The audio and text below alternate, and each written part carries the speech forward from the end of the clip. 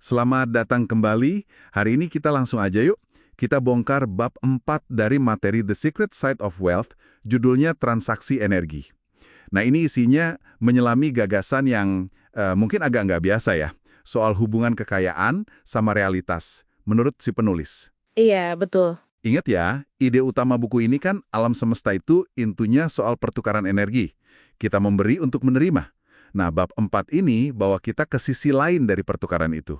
Sisi yang lebih kompleks, bahkan mungkin ada sisi gelapnya gitu. Jadi misi kita sekarang adalah coba pahami bareng-bareng. Apa sih maksudnya transaksi energi ini? Yang terang maupun yang gelap. Dan apa hubungannya buat Anda semua? Oke, mari kita mulai. Oke, jadi bab ini dibuka dengan pengakuan yang cukup mengejutkan ya dari penulisnya. Ini nyambung dari bab sebelumnya yang bahas soal praktik pengorbanan hewan. Penulisnya cerita dia sadar menurut pemahaman dia waktu itu, pengorbanan itu ternyata bukan buat Tuhan, tapi buat apa yang dia sebut entitas bervibrasi rendah. Entitas bervibrasi rendah. Iya, yang seolah-olah itu memakan energi kehidupan gitu.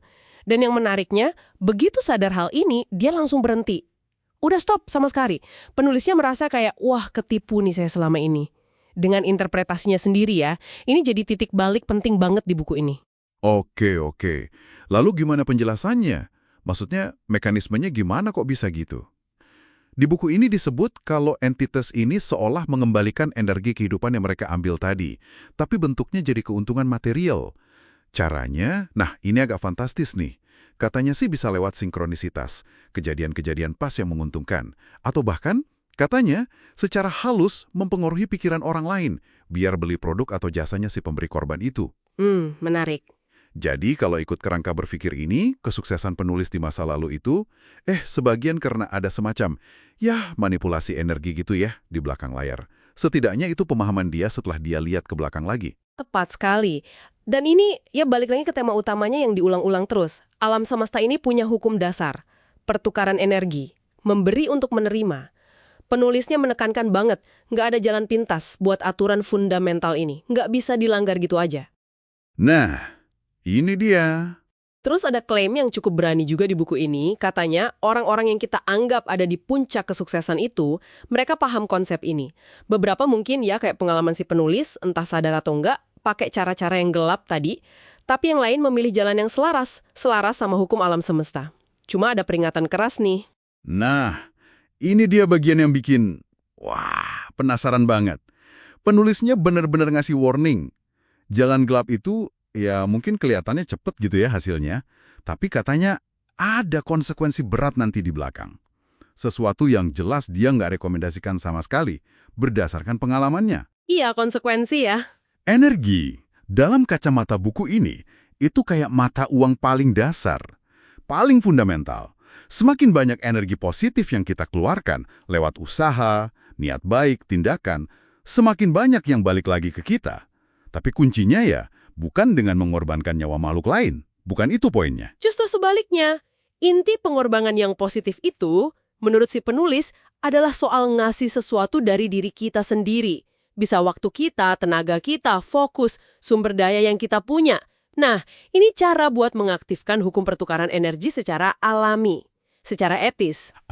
Jadi nyambung ke ide soal memberi dan amal di bab lain itu ya? Betul, nyambung ke sana. Penulisnya juga punya pendapat nih soal kenapa banyak orang merasa terjebak di bawah. Katanya itu karena pola pikirnya keliru. Pola pikir gimana tuh? Mereka itu nunggu nerima dulu baru mau ngasih. Nunggu dapat dulu baru mau berkorban waktu atau usaha. Nah, sikap kayak gitu dianggap malah memutus aliran energi kemakmuran itu sendiri. Gitu katanya.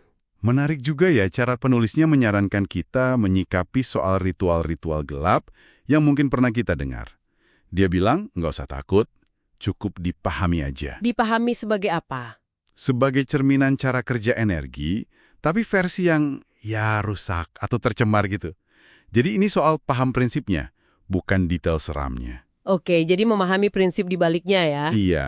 Terus digarisbawahi juga perbedaan besar antara uang yang didapat dari praktik vibrasi rendah, yang dia sebut terkutuk, nggak bawa damai, dibandingkan sama uang yang didapat dari integritas, dari niat baik. Nah, uang yang ini punya potensi tumbuh jadi sesuatu yang lebih besar, lebih bermakna. Iya, ini refleksi penting banget sih. Jalan pintas itu seringkali banyak jebakan tersembunyinya. Mereka yang milih cara instan tapi gelap, ya mungkin akan bayar mahal nanti. Entah gimana caranya. Sebaliknya, yang membangun pelan-pelan tapi pakai integritas, pakai niat tulus, selaras sama hukum alam, itu lagi bangun fondasi jangka panjang. Yang kokoh. Masuk akal. Ada kutipan bagus juga dari Melanie Coulouris yang dikutip di buku ini. Energi Anda adalah kekuatan magnetis yang menarik energi serupa. Anda memilih apa yang Anda tarik. Ini benar-benar bikin kita mikir dan bertanya ke diri sendiri ya. Jadi, apa artinya semua ini buat Anda yang mendengarkan? Intisari dari bab 4 ini kalau kita ikutin alur pikir penulisnya ya, pertukaran energi itu nyata dan fundamental. Itu intinya. Tapi caranya kita melakukan pertukaran itu, apakah kita ngambil energi orang lain atau kita ngasih dari diri kita? Apakah niatnya gelap atau terang? Nah, itu yang sangat menentukan hasilnya nanti.